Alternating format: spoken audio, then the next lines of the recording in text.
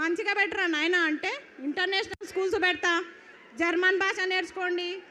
నీకు first English వస్తుందా? నువ్వు ఫస్ట్ ఇంగ్లీష్ నేర్చుకో, నువ్వు ఫస్ట్ మాతృభాషలు నేర్చుకో, హిందీ నేర్చుకో, ఇంగ్లీష్ నేర్చుకో, చక్కగా తెలుగు నేర్చుకో. వందే మాతరం కూడా అనలేని రేవంత్ రెడ్డి వందే మారతం అంటాడు, వందే మారతం అంట. నేను అడిగేది ఒక నిరుద్యోగ, ఇవన్నీ ఎందుకు చెప్తున్నా అంటే ఎక్కడ నిరుద్యోగ సభ జరిగినా గివే మాట్లాడతాడు. డక్కన్ కాదు, ఇంటిని డబ్బా దొరికితే మాత్రం రేవంత్ రెడ్డి ఇంటికే పోతా. చక్కగా ఇంటిని డబ్బా పట్టుకొని రేవంత్ రెడ్డి ఇంటికి పోయి ఖచ్చితంగా ఫస్ట్ డక్కన్ నీతో తాపించిన తర్వాతనే, నీ ప్రభుత్వం ఏర్పాటు చేసిన తర్వాతనే. ఇంకొక ఆయన అంటాడు, చిక్కడపల్లి లైబ్రరీలోనే చెప్పినా, నేను చిక్కడపల్లి లైబ్రరీ సాక్షిగా చెప్పిన, అన్న ప్లీజ్ అన్న దయచేసి గురుకుల రీలింక్వెస్ట్మెంట్ ఇవ్వండి, మెగా డిఎస్ ఇవ్వండి ప్రకటించినట్టు, నేను టీచర్ అయి సపోర్ట్ చేయకుండా వెళ్ళిపోతా అని చెప్పిన. ఇనలే నన్ను లీడర్ని చేసేసిర్రు. నేను మంచిగా చెప్పిన, అన్న నేను టీచర్ అయి వెళ్ళిపోతానా, నన్ను లీడర్ని చేయకండి అని చెప్పిన, కానీ లీడర్ని చేసేసిర్రు. ఇంకొకటి, నేను ఏ పార్టీ జెండా కప్పుకోలే, బీఆర్ఎస్ పార్టీ అన్నారు. వేయండి, నన్ను దేంట్లో వేస్తారో వేయండి. మీ గొడుగు కింద ఉంటేనేమో నిరుద్యోగులు అయ్యారు, మీకోసం ప్రచారాలు చేస్తేనేమో స్వచ్ఛమైన నిరుద్యోగి అస్మ. కానీ ఈరోజు ప్రశ్నిస్తే బీఆర్ఎస్, అవునా?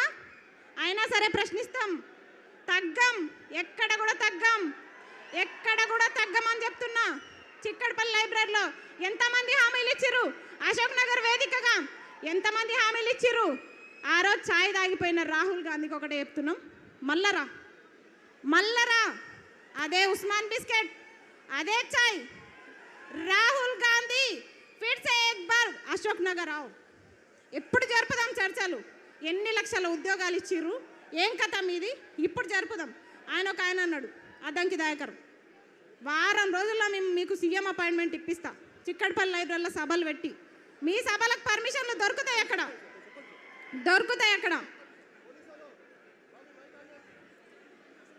మైకాన్ని ఏ బాబు పోలీసులు మీకేం పని అయినా? ఏ పోలీస్ బయటికి వెళ్ళగలి, ఎందుకు డిస్టర్బ్ చేస్తున్నావు? నువ్వు వెళ్ళు బయటికి. వాళ్ళని బాబు కూర్చోండి, మీరు అందరు కూర్చోండి. పోలీసు వాళ్ళు దయచేసి బయటికి వెళ్ళండి అందులో నుంచి. ఎందుకు ఉంచుకుంటారు అవి? ప్లీజ్ కూర్చోవాలి అందరు, ప్లీజ్. వెళ్ళిపోయారు, కూర్చోండి ప్లీజ్. ఈ పోలీసు వాళ్ళు ఎందుకో ఏడమైనా పెడుతుంటారు. జర పక్కకు జరగండి, జర ప్రశాంతంగా సభలు పెట్టుకుంటాం, జర పక్కకు ఉండండి.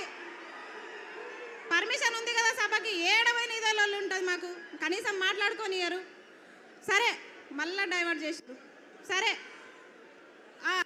నోటిఫికేషన్లు కదా, పెన్షన్ అన్నాడు కదా, సరే నువ్వు ఎట్లా పెంచవో చూస్తాం, గల్ల బట్టి బరాబర్ వసూలు చేసుకుంటాం.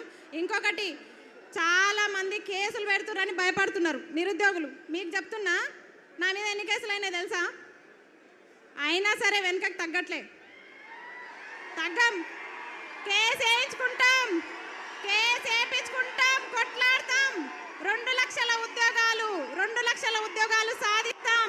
రేవంత్ రెడ్డి తొడగొట్టి చెప్తున్నా, నువ్వే కాదు తొడగొట్టేది మగపిల్లలే కాదు, ఆడపిల్లలు కూడా తొడగొట్టి సవాల్ చెప్తాం.